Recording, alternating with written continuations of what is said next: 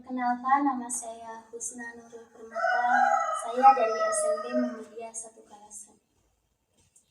Rohatil adyaru tashtu filayalil maulidi wabarik yabdu min ma'ani ahmadi wabarik yabdu min ma'ani ahmadi filayalil maulidi.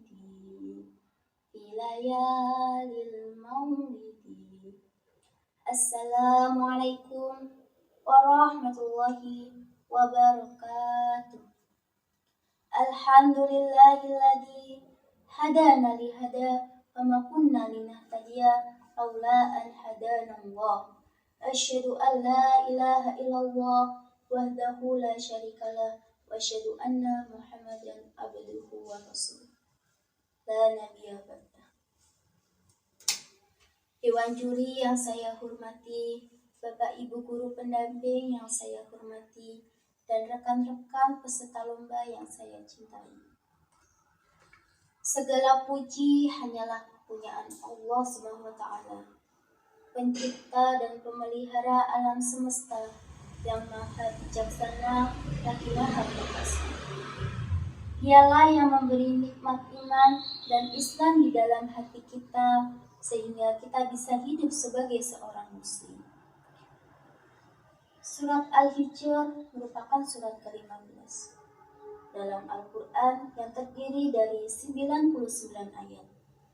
Dalam surat ini terkandung kisah-kisah tentang Nabi dan Rasul.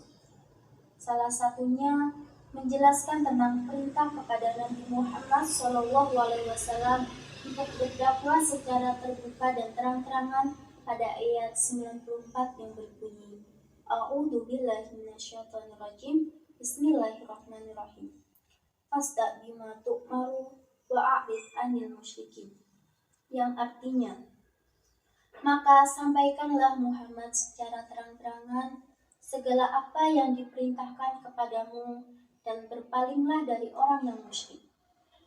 Ayat ini berisi tentang perintah Allah SWT kepada Nabi Muhammad SAW untuk melakukan dakwah secara terang-terangan. Beberapa ulama berpendapat Nabi Muhammad SAW selama 3 tahun menggunakan metode dakwah secara sembunyi-sembunyi di Mekah. Beliau berdakwah secara diam-diam karena kekuatan Islam pada saat itu belum kuat. Nabi Muhammad SAW sukses membawa beberapa orang yang memeluk agama Islam, di antaranya yaitu Khadijah, Ali bin Abi Thalib, Abu Bakar, Utsman bin Affan, dan beberapa sahabat Umar. Orang-orang inilah yang disebut sebagai As-Sabiqul Al-Awwalun, atau orang-orang yang pertama yang masuk Islam. Setelah menerima ayat tersebut, Nabi Muhammad SAW kemudian berdakwah kepada masyarakat Mekah secara umum dan terang-terangan. Perjalanan dakwah Nabi Muhammad SAW tentu tidak selalu berjalan mulus. Nabi Muhammad SAW mendapatkan tantangan dan perlakuan dari kaum kafir Quraisy. Mereka menganggap ajaran Islam tidak tunduk pada kekuasaan Bani Israel. Meski begitu, Nabi Muhammad SAW tidak pernah putus asa dan terus mengajak seluruh lapisan masyarakat agar masuk Islam.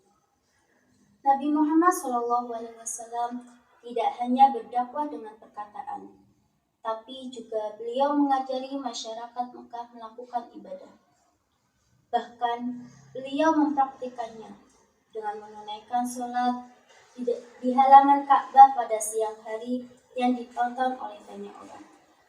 Meskipun banyaknya rintangan dan cobaan, dakwah terang-terangan ini telah membuka banyak orang terhadap ajaran Islam. Mereka melihat sosok Nabi Muhammad SAW yang jujur, dermawan, ramah dan adil terhadap semua pihak. Hal ini bertolak belakang dengan praktek penyembahan berhala yang diskriminatif para penyembah berhala yang membela kuat dan menindas yang lemah. Hal inilah yang membuat dakwah Nabi Muhammad SAW mendapatkan sambutan sehingga banyak orang yang mulai masuk memeluk agama Islam. Kurang lebihnya saya memohon maaf apabila ada tutur kata yang kurang.